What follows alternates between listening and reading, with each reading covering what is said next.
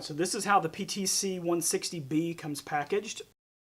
So this unit has 160 LEDs. This is a mix of the 3200 and I believe it's 5600K color temperature.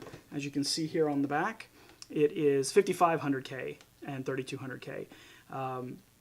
Now, this unit lists it as 600 lumens. So compared to the PT-15B, this one is only 600 lumens. That unit is listed as 1500. This one's listed as 5 watts. The PT-15B is listed as 15 watts.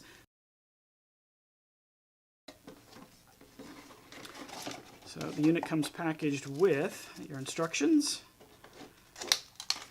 a cold shoe mount with a tilt so that you can do straight on a subject if you're filming directly on top of your camera. You can do bounce at a 45. You can do top light if you're bouncing off a ceiling straight above, that sort of thing. So, and now the unit itself.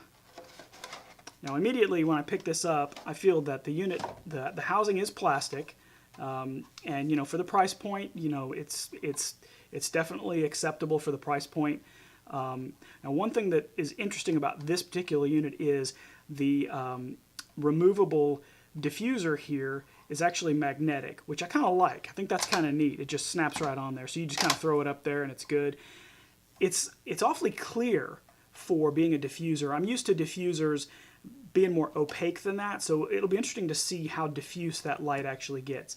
And I don't know if you can actually tell at the angle that you're at, the above angle, but from the side where I'm actually looking, I'm looking down at this at a 45, I can see the difference in the LEDs. This LED right here is going to be a 5500 and this is going to be the 3200. I can actually see that in the LEDs. So as you can see here on the bottom, there's the mount for the cold shoe. You can also use this, mount this on a light stand or on a, I actually use microphone stands and just have adapters that I can attach here.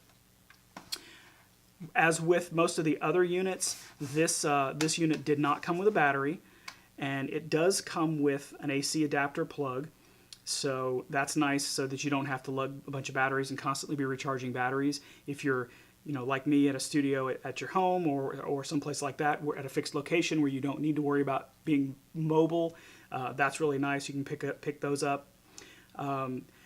So one of the things that I thought was interesting about this unit that's different about some of the more expensive units is these two release buttons on the side that actually opens this up.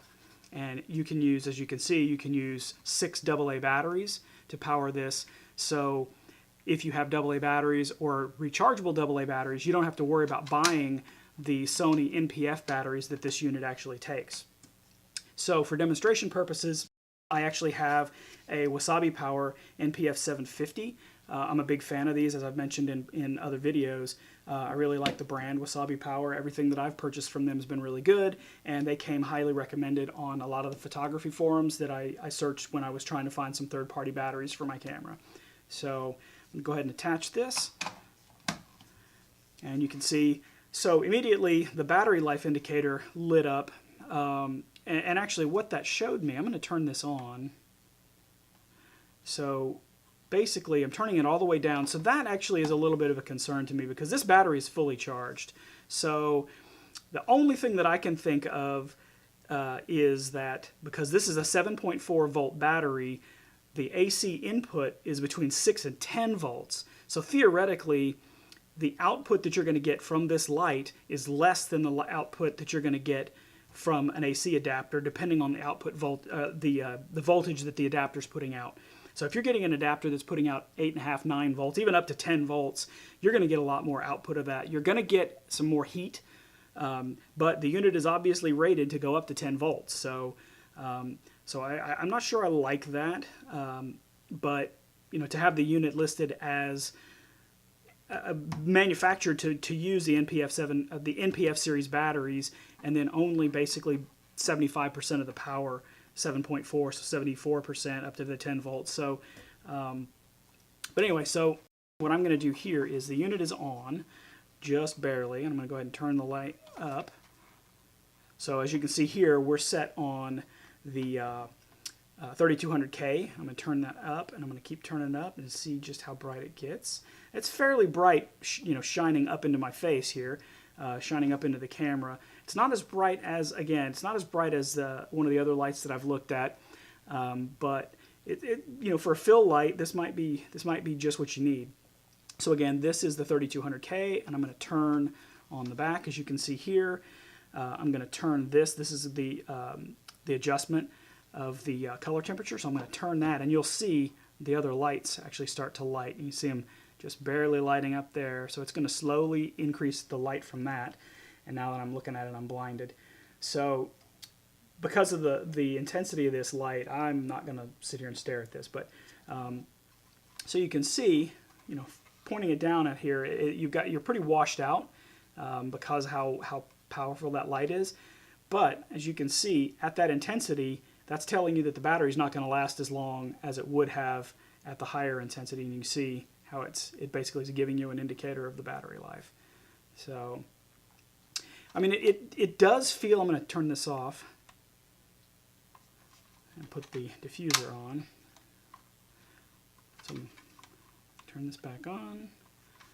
So, see, what I'm going to do here is I'm going to turn the light up just a hair. And I'm going to see, let's try this. I'm going to see what the diffuser does. So it's going to be a little difficult to tell just because of how washed out that is.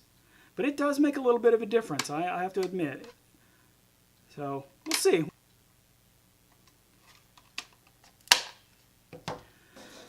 So again, the unit does feel a little cheap. I mean, it was just over $20, but for a fill light, a background light to have shining up on a background behind a subject while you're taking photographs or doing video, something to that effect, this will probably be fine.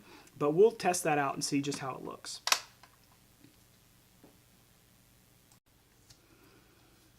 All right, so as my first practical demonstration of the PT-C-160B, I am currently just using a single of my 3 overhead lights. These are DIY lights that I used basically like clamp shop lights, and I'll get you a picture of that here, and I'll post it up in the top corner, right over here, over there, somewhere, right up there.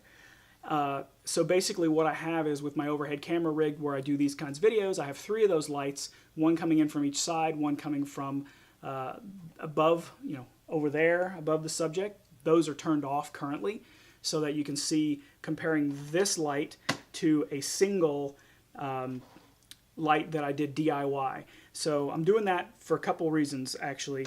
I'll get into that in just a minute. So what I'm going to do is I'm going to go ahead and put the battery on the unit. I'm going to turn it on.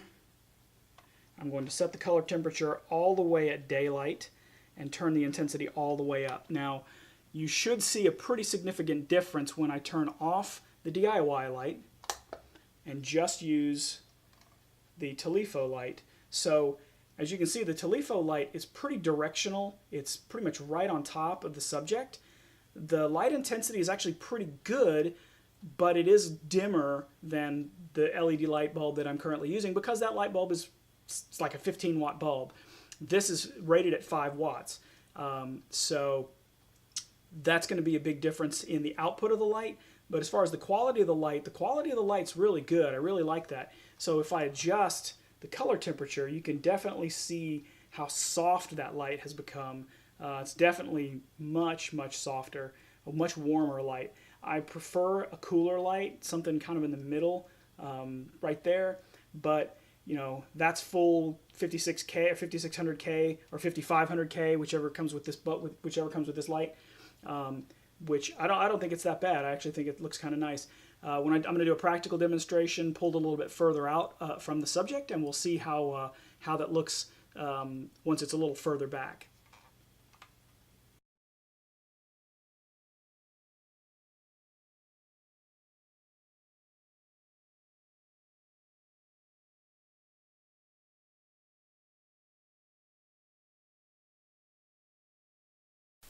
So as you can see between the two lights here, the one on the left, my DIY light, is actually probably a little bit too bright for the situation. I probably should have dimmed that down just a little bit.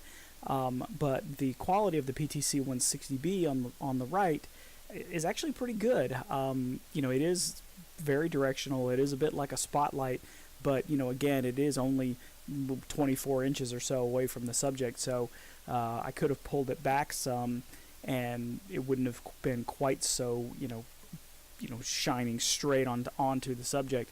But by the same token, had I done that, it would have darkened that. You wouldn't have had the light intensity there. So if you like this video, give it a thumbs up, subscribe down there in the bottom, it helps the channel. And if you have questions or comments about these lights or something similar, leave me a comment in the comments section. If you're a DIYer like I am, if you have any questions about the way I got my system set up or my overhead camera rig, I get a lot of questions about that offline. Drop me a comment. I'll see if I can answer your question. Let me know what you're doing. Let me know what you think you'd like to see me do. I'm doing lots of different tech review videos, and I've got a lot of stuff geared up coming down the pipe. So again, hit that subscribe button, give me a thumbs up, and thanks a lot.